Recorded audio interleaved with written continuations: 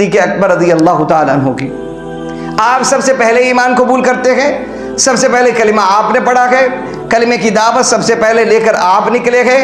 حتیم کعبہ میں رسول اللہ صلی اللہ علیہ وسلم پہلے ہیں، دوسرے جناب ابو بکر صدیق ہے۔ ملتزم کے مقام پر پہلے رسول اللہ صلی اللہ علیہ وسلم ہے، دوسرے جناب سیدنا صدیق اکبر ہے۔ آب زمزم پر سب سے پہلے رسول اللہ صلی اللہ علیہ وسلم تشریف فرما ہوتے ہیں، آپ کے ساتھ جناب ابو بکر صدیق دوسرے مرتبے پر آتے ہیں۔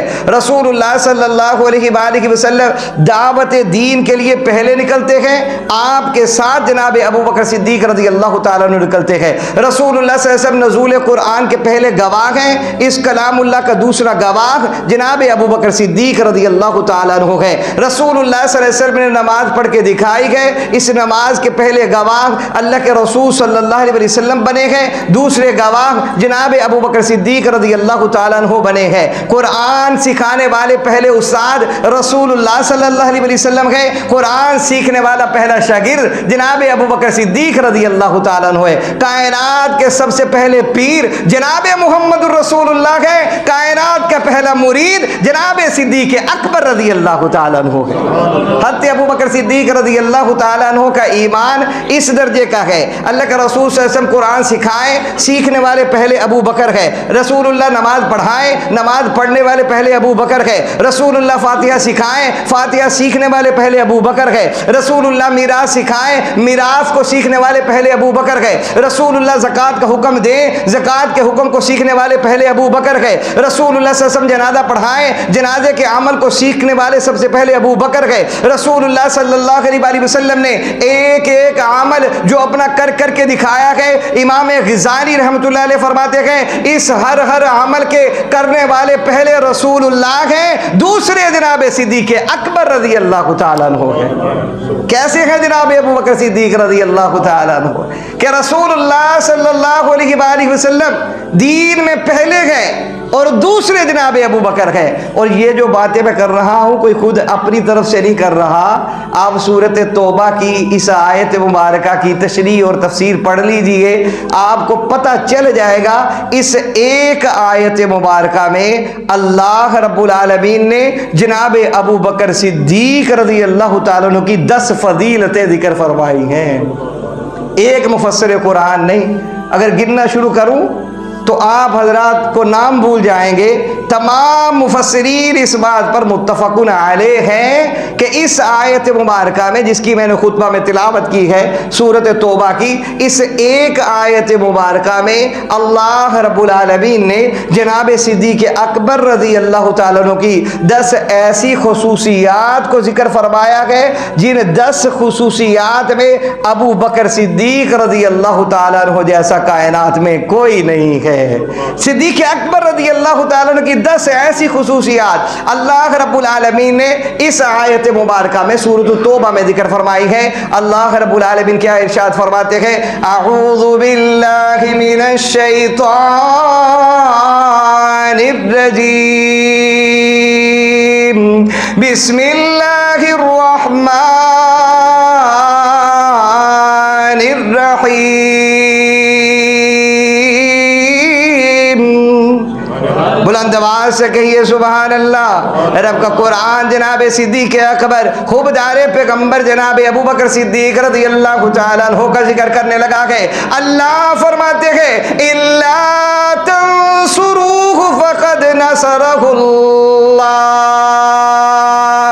سارا زمانہ ایک طرف ہے، رسول اللہ صلی اللہ علیہ وآلہ وسلم کی مخالفت کی جا رہی ہے، زمین اللہ کے رسول صلی اللہ علیہ وآلہ وسلم پر وسعت کے باوجود تنگ کر دی گئی ہے، اپنے بھی پیغمبر کے دشمن بن چکے ہیں، پر آئے تو پہلے ہی رسول اللہ صلی اللہ علیہ وآلہ وسلم کے دشمن ہے۔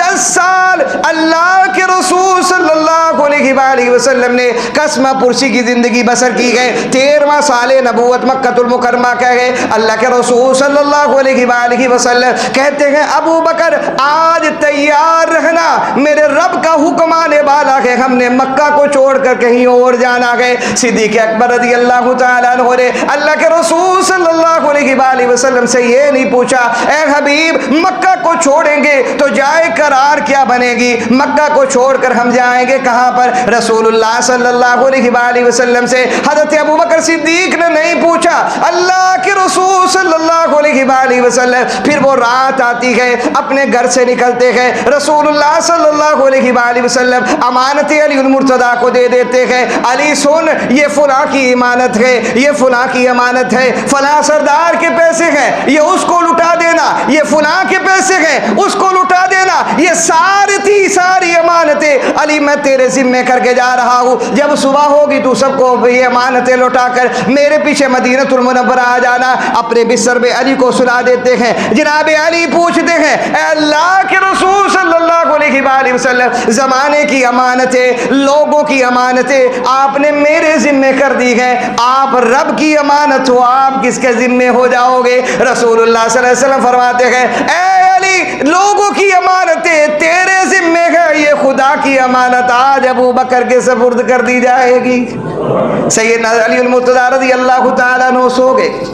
हज़रत अली फरमाते आज की रात है कि मुझे इत्मीनान की नींद आई कि सुबह मैं उठकर लोगों की अमानतें दूंगा, वगरना किसी रात मुझे ये यकीन नहीं कि मैं उठूंगा। यह हज़रत अली का कौल है, अन्नासु नियामुन, हज़रत अली का कौल है।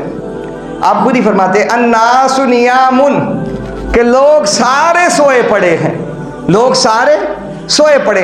फरमाते हैं ये रात है, इस रात में इत्मीनान की नींद सो गया हूं कि आज रात इज़राइल नहीं आएगा, मलकुल मौत नहीं आएंगे, क्योंकि सुबह उठने की बशारत मुझे अल्लाह के रसूल सल्लल्लाहु अलैहि वसल्लम से मिलती है। अल्लाह के रसूल सल्लल्लाहु अलैहि वसल्लम अपने घर से निकलकर बैते सिद्दीक़ अकबर पर पहुंचते हैं। ईमान वालों कुर्बान जाओ, कोई मशरक से आ रहा है, कोई मगरब से आ रहा है, कोई शमाल से आ रहा है, कोई जनूब से आ रहा है, कोई फारस से आ रहा है, कोई हबशे से चल कर आ रहा है, सारे चलकर दरबारे नबी में आते हैं। रसूलुल्लाह चलकर अबू बकर के दरवाजे पर पहुंचते हैं।